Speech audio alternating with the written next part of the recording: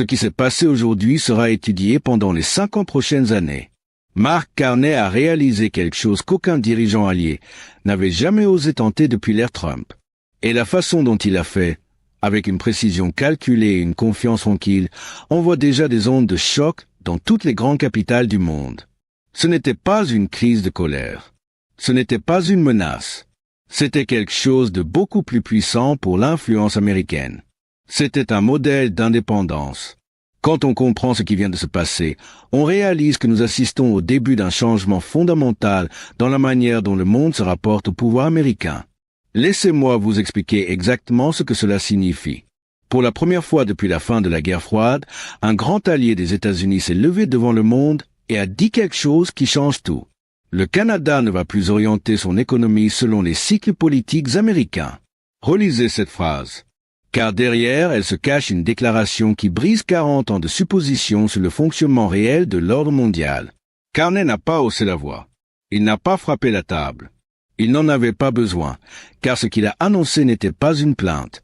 C'était la présentation d'un système complet, une architecture économique conçue pour fonctionner que Washington soit stable, instable ou hostile. Et c'est ce qui rend ce moment absolument inédit. Carney n'a pas attaqué Trump directement. Il a attaqué son influence, toute la base sur laquelle Trump exerce son pouvoir dans le monde. Pensez à la façon dont Trump négocie habituellement. Il utilise toujours le même plan.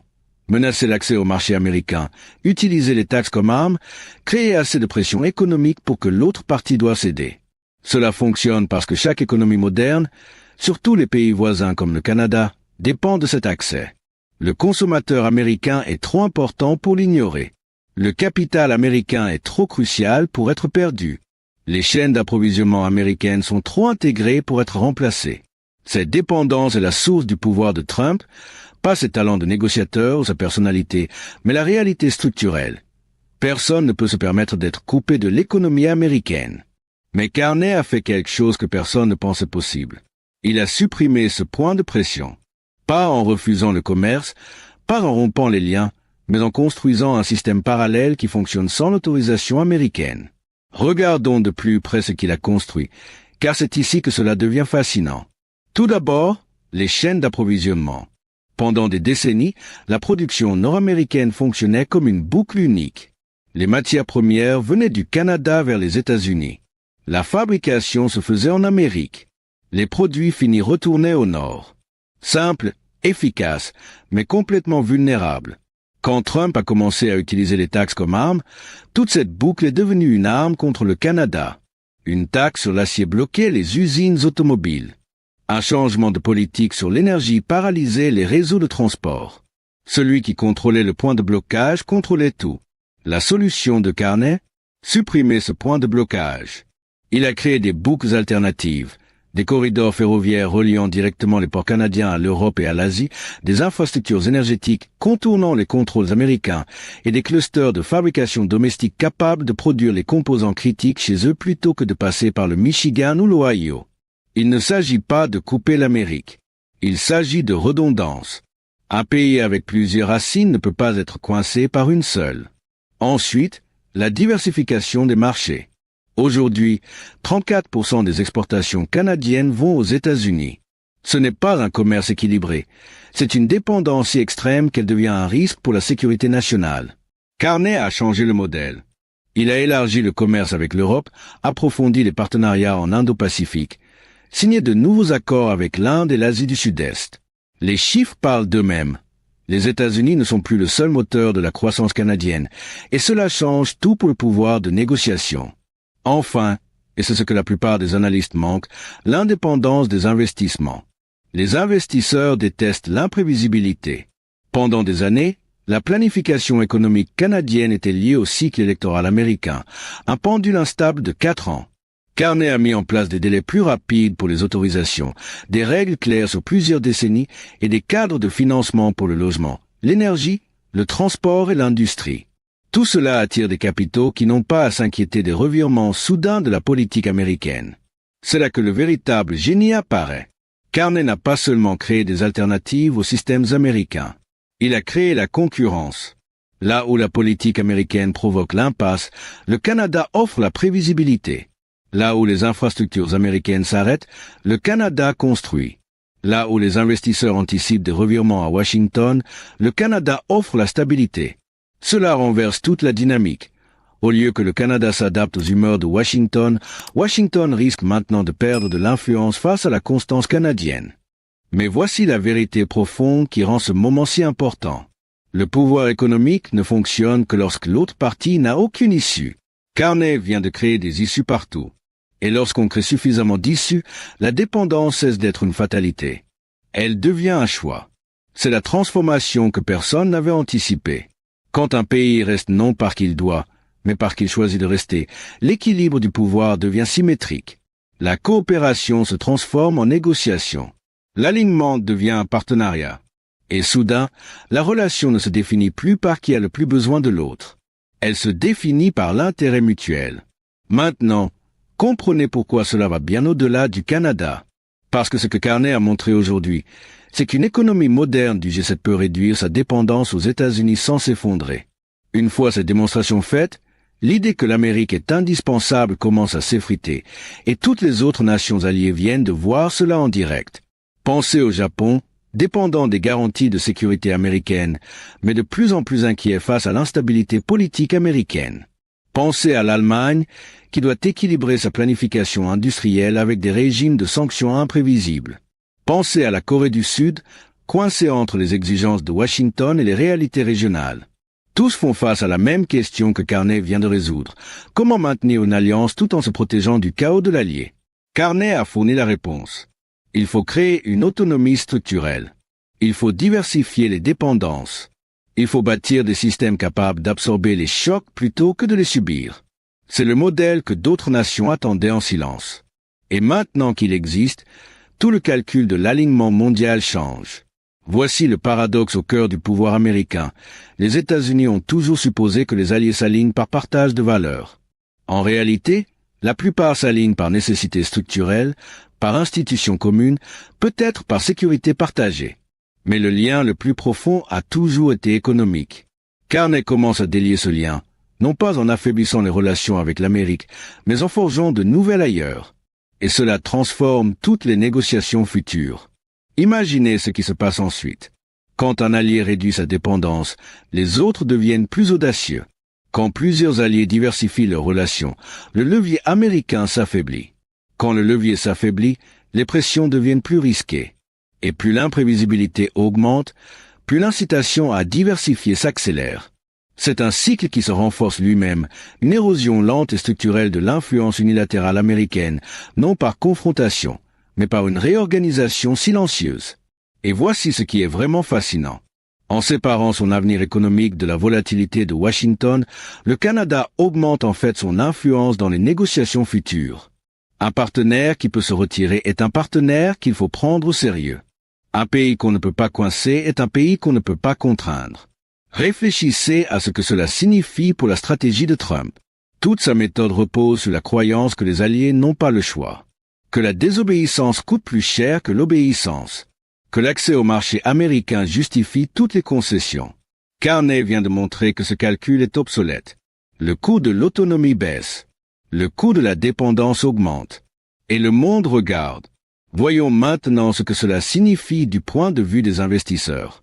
Après des décennies à analyser les changements de pouvoir dans les marchés mondiaux, ce que je vois ici est un point de bascule rare.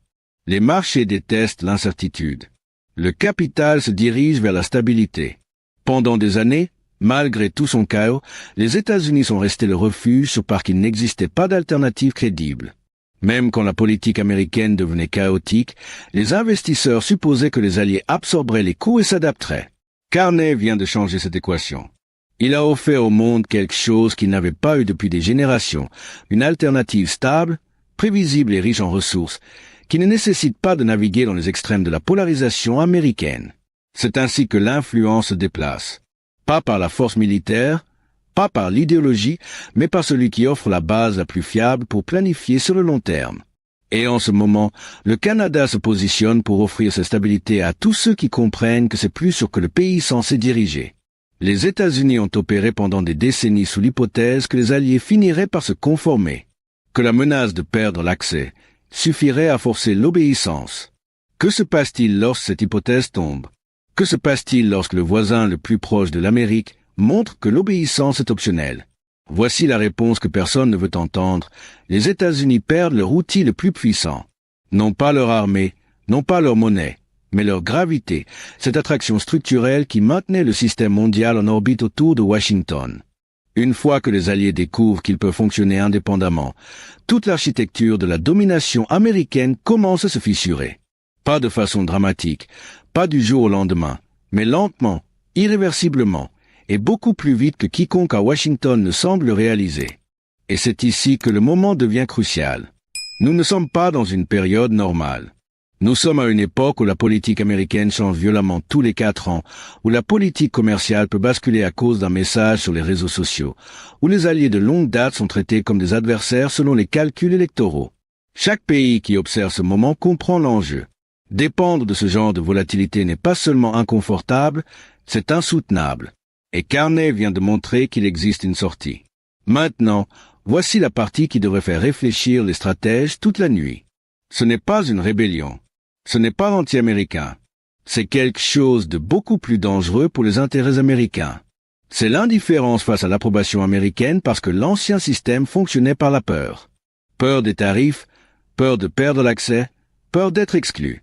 Mais on ne peut pas menacer quelqu'un qui a déjà construit les infrastructures pour survivre sans vous. On ne peut pas faire pression sur quelqu'un qui a diversifié ses points de dépendance. C'est la transformation que Carney a orchestrée. Pas de défi, mais de la liberté. Et la liberté redéfinit toutes les négociations qui suivent. Prenons un parallèle historique pour comprendre pourquoi cela importe. Pensez à l'Empire britannique. À son apogée, Londres supposait que le monde aurait toujours besoin des marchés britanniques, du capital britannique, de la protection navale britannique. Cette dépendance semblait permanente, structurelle, incassable. Puis les anciennes colonies ont commencé à construire leurs propres capacités industrielles, leurs propres réseaux commerciaux, leurs propres systèmes financiers. La Grande-Bretagne n'a pas perdu de pouvoir par défaite militaire. Elle a perdu par obsolescence. Parce que des nations ont découvert qu'elles pouvaient fonctionner sans demander la permission de Londres. C'est le processus qui commence maintenant. Pas avec des ennemis, mais avec des alliés. Des alliés qui construisent silencieusement et méthodiquement la capacité d'absorber le chaos américain sans en hériter. Et le signal envoyé au reste du monde est clair. Le centre de gravité de l'économie mondiale n'est plus fixe. Il peut se déplacer. Il peut être partagé. Il peut être réinventé. Alors, que se passe-t-il ensuite? Voici l'analyse que la plupart des gens manquent. À court terme, Washington va probablement minimiser cela. Dire que c'est symbolique. Dismiss le tout comme une posture canadienne pour la consommation interne. C'est la réaction naturelle quand on ne comprend pas encore que le terrain a changé. Mais l'argent intelligent, les investisseurs institutionnels, les fonds souverains, ils recalculent déjà le risque parce que ce que Carney a montré, c'est qu'il n'est plus de parier toute sa stratégie sur la stabilité américaine. La diversification n'est pas seulement intelligente, elle est indispensable. Et dès que ce recalcul se répand, dès que d'autres nations commencent à copier le modèle canadien, le cycle s'accélère. Moins de dépendance signifie moins de levier. Moins de levier signifie plus d'imprévisibilité de Washington. Plus d'imprévisibilité entraîne plus de diversification. Et le cycle se renforce. C'est ainsi que les empires déclinent. Pas par un effondrement spectaculaire, mais par une lente marginalisation, par les anciens dépendants qui découvrent qu'ils sont mieux en suivant leur propre voie. Voici maintenant la question qui définira la prochaine décennie. Les États-Unis peuvent-ils s'adapter? Peuvent-ils passer d'une contrainte imposée par le levier à une coopération gagnée par la stabilité?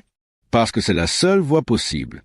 L'ancien modèle, celui où les Alliés n'avaient pas le choix et devaient accepter les conditions américaines, est en train de mourir. Carney ne l'a pas tué. Il a simplement révélé qu'il était déjà mort. Le monde observe ce que fera l'Amérique ensuite. Si elle double la pression, cela accélérera l'exode. Si elle comprend que l'influence dans l'ère moderne vient d'être le partenaire le plus fiable, pas le plus puissant, alors elle peut s'adapter. Et voici ce que les investisseurs doivent comprendre. Ce changement a déjà commencé. Le capital intelligent se repositionne déjà. Les nations fatiguées d'absorber la volatilité américaine construisent déjà des alternatives. On peut appeler cela la fin de l'unipolarité américaine. On peut appeler cela l'avènement de la multipolarité. Mais ce que c'est vraiment, C'est un monde où chaque pays peut fonctionner indépendamment, où l'autonomie économique est possible, où la résilience structurelle l'emporte sur l'alignement temporaire et où les règles changent complètement. Pour conclure, l'idée essentielle est la suivante. Le pouvoir n'appartient pas à la voix la plus forte. Il n'appartient pas au plus grand marché. Il appartient à l'architecte, à celui qui construit la structure, car les autres finissent par y vivre. Pendant 70 ans, cet architecte a été les États-Unis. Il a construit les institutions, les cadres commerciaux, les alliances de sécurité qui définissaient l'ordre mondial. Les nations vivaient à l'intérieur de ces structures parce qu'il n'y avait pas d'alternative viable. Aujourd'hui, Mark Carney s'est présenté devant le monde et a révélé une structure différente. Une structure pensée pour une autre époque. Une époque où la stabilité américaine ne peut plus être supposée. Où la dépendance est une faiblesse, pas un atout. Où l'autonomie est survie, pas rébellion. Il n'a pas détruit l'ancien système. Il a construit à côté. Et c'est bien plus puissant que la confrontation, car désormais chaque nation a un choix. Elle peut parier sur le retour de la prévisibilité américaine ou suivre le plan canadien pour se protéger contre le risque que cela ne revienne pas. L'histoire se souviendra de ce moment. Non pas parce qu'il a été bruyant, mais parce qu'il a été structurel. Non pas parce qu'il a défié le pouvoir, mais parce qu'il a redéfini d'où vient le pouvoir. La question maintenant est de savoir si Washington comprend ce qui vient de se passer. Si elle réalise que le monde change, non pas par la rébellion, mais par la reconstruction. Si elle s'adapte à une réalité où l'influence doit être gagnée et non supposée. Parce que l'ère de l'alignement automatique est terminée. L'ère du levier par dépendance touche à sa fin. Et ce qui le remplace est beaucoup plus complexe, beaucoup plus compétitif, et bien plus dangereux pour les nations qui croient à tort que leur domination est permanente. Mark Carney n'a pas vaincu le pouvoir américain aujourd'hui. Il en a démontré les limites. Et en géopolitique, démontrer des limites, c'est redessiner les frontières. Le monde vient de devenir beaucoup plus intéressant et beaucoup moins prévisible. Faites attention, car ce qui se passera ensuite définira l'ordre mondial pour la génération à venir.